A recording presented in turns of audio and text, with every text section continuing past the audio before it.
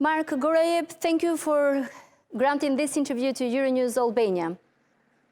Thank you very much for you to call me.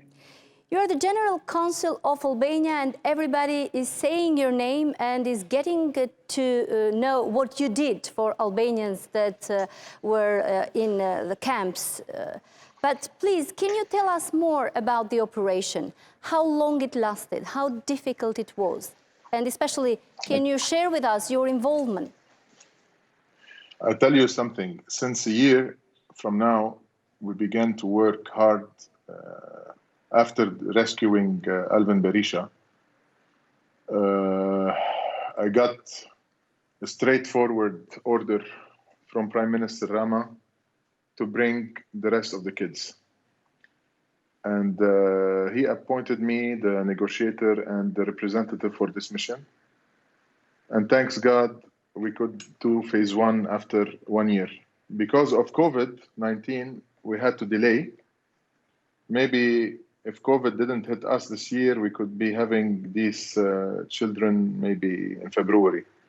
But be sure we are continuing and we'll get the rest. The order was given from the Ministry of Foreign Affairs, from PM Rama for sure, and from the Ministry of Interior, Minister Sender Leshai, as documented, to move forward. This was the beginning. And the only people that are involved in this matter is PM Rama, Minister Leshai, Mark Gorayev, Gladys Nano, and Indrid Doda. We had a lot of hard time. I cannot tell you we don't have hard time. We surpassed it. We were at risk. We began the operation active on the ground since 1.5 months. I called Minister Leshai Friday night. I told him I want you in Lebanon Monday. And he did it. Even it was hard, very hard to get the visas for the two officers from police because it was a weekend. But with the presence of our guarding angel, that I always name him that name, Major General Abbas Brahim, whom I trust a lot, and he loved Albania as well, we could do a lot, honestly. We could do a lot. But in the end, you were able to get 4 kids and 1 woman in this first phase of the operation, if I can call it this way. Is there any hope for other Albanians that are in the other camp that is controlled by the Kurds? I'll tell you something. Yeah. When we began with Alvin Berisha, did anybody thought that we might get 4 kids and a woman after a year? No. And now I tell you that the mission is still ongoing. But we don't want to keep the kids now here around or where they were in order to gather more. No. We want to evacuate them in phases, just making sure that they are safe, secure, healthy, living in a proper environment, because what we saw there, I think nobody would like to see in this whole life. It was the shock of our life. From my side and from the 2 officers, and 1 captain was from the General Security Representative, Captain Kamal Hassan. We were shocked. We really had tears in our eyes, and maybe it gave us strength, triple the time that we had in order to continue this operation and help really Albanians to come back home. Situation there is dramatic.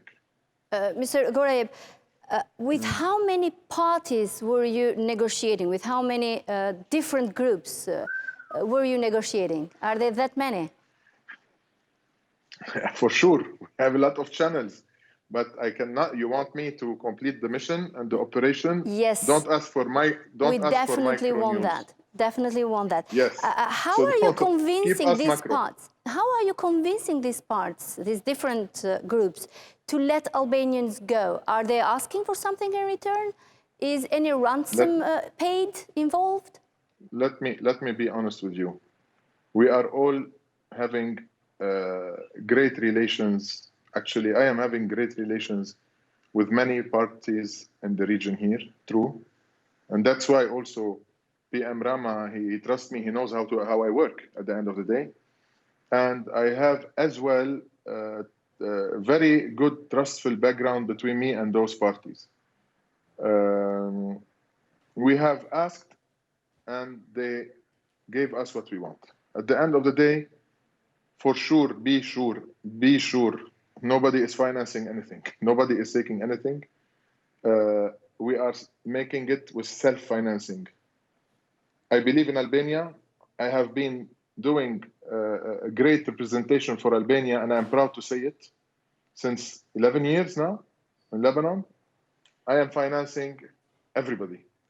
Everything related to my consulate, because I am an honorary consul, and I became Albanian and became a consul general for sure, designated.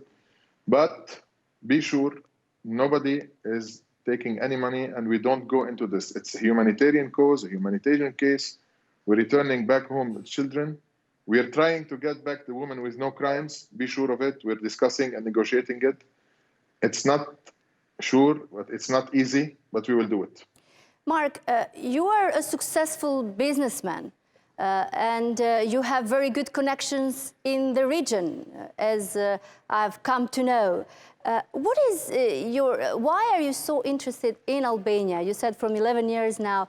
Can people here know more about you? How did you get connected with Albania? Actually, my grandmother is from Shkodra, and her daughter got married in Kerkera, Corfu. So I have blood from Albania to Greece to Lebanon.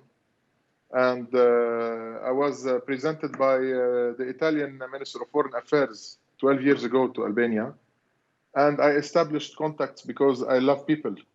And they endured with me. I have loved Albanians, and I have the blood. So I feel myself in my country when I'm there, and when I serve them as I'm serving my family. And you don't have any investment? You are not involved with your businesses in Albania, are you? We tried, and we are trying again. We're keeping a close eye to move forward in our field in Albania as a family, because we're into this oil and gas sector, and we're interested for sure to boom this sector in Albania. We're looking to it closely and spotting it correctly. We don't like to invest just in order to invest. We like to do the proper move in order to have a long-term, fruitful investment in Albania and for the people of Albania. We don't like to fail. That's why we take time. Back to your humanitarian and precious help to bring Albanians back home. Can you share with us what was the role and what will be in the future after the aftermath of the operation, the role of the General Abbas in releasing the Albanians, with whom you met, and the Albanian Prime Minister and the Minister of Interior? Okay. Major General Abbas Ibrahim is not just a Major General or a security person. He used to be in the intelligence in Lebanon, in the army, and he moved from the army to GS, the General Security. The General Security is somehow a management directorate, and at the same time a military directorate. So Major General Abbas Ibrahim solved a lot of cases like this case. This case is really not so complicated for him. He got back Qataris from Iraq. He got back Americans from Syria. He evacuated also sisters from Malula.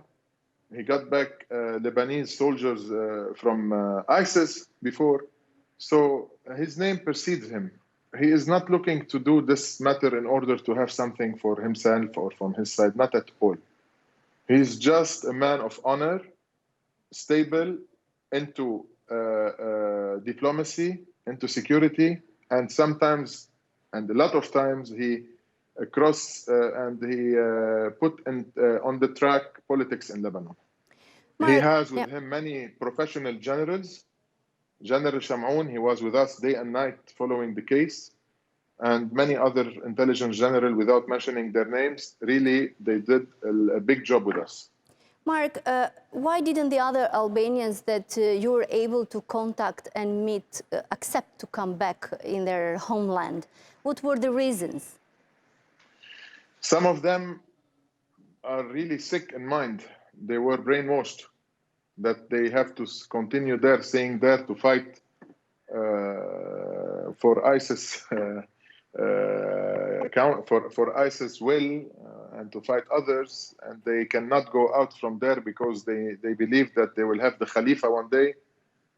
Others, they are maybe afraid to come back to reality. They live there in the tent in the desert. They are used to, if you went into the camp, you will go crazy if you see what we saw. It's a hell. I didn't name it Al-Hol. It's Al-Hell camp. It's really hell. We came inside it with 24 soldiers, special soldiers, 3 cars full of weapons. And we were really afraid to stay after the sun goes down because we were hit by rocks from the people, from the kids, from the women. Everybody were attacking us because they knew we are coming to take people from them. They want to establish their state, you know? Yeah. So it's as much as complicated as you think. In a way, do you believe they are a threat to Albania and Albanian people once they come back? If they are radicalized and they are potential targets to radical people to, again, to get them involved, do you think we should keep an eye on them? Let me tell you.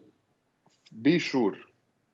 Gladys Nano, Indrid Doda, and Director General Ardi, and Minister Leshai, and Mark Gorayeb, and PM Rama, they were in touch base on every second, every minute with me, and we were seeking who is the right person to negotiate his road back to Albania and whom we cannot get them back. Be sure the northeastern self-management in Syria, they are doing the job by putting the wrong people in jail. And a lot of people, true, they are radicalized, but they can go back to psychological hospital, get 1 year or 2 years treatment by adjusting their mind. They can get back to life. Because here, consider it's a humanitarian case. We have to get back people to lives, or we are killing them with our hands. Once we can get back these people to live again between their families, between their in their nation, we will be giving them a lot of hope, especially if they are children. We got Ammar. One of them is 14 years old. 14 years old is not a young age in ISIS. He saw a lot in his eyes. That's why he is now in a place where he should be shaped up, and we're coordinating me and Gladys Nano with Minister and PM regarding his case with Indrid. And tomorrow our guys are going to see them in the place where they are. We're not letting them go back home and be free between people before making sure they are safe. The process is professional. From the second we get them till they emerge themselves in the society. They cannot be in the society before making the maintenance of their psychological aspects. Mark, yeah, I understand that, and thank you for your explanation. It is needed for some people that may be having worries about the comeback of Albanians in the war zone.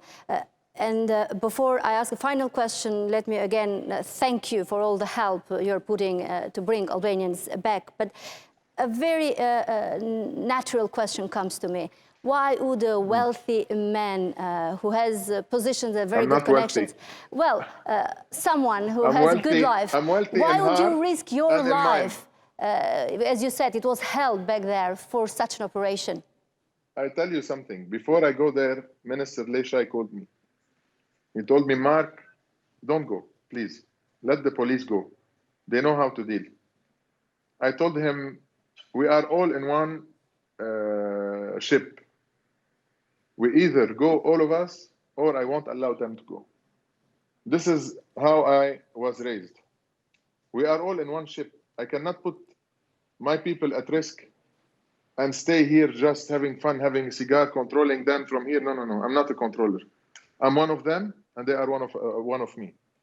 We are all one person. Once we are together, they have their strengths, I have my strengths. We merge the strengths together, we can reach the target. And be sure we reached it now, and it's continuing. It's not going to stop. The mission is still ongoing. Margaret, thank you for your contribution, your help, and thank you for this interview. Thank you very much for you too, and for your News Albania. Bye-bye.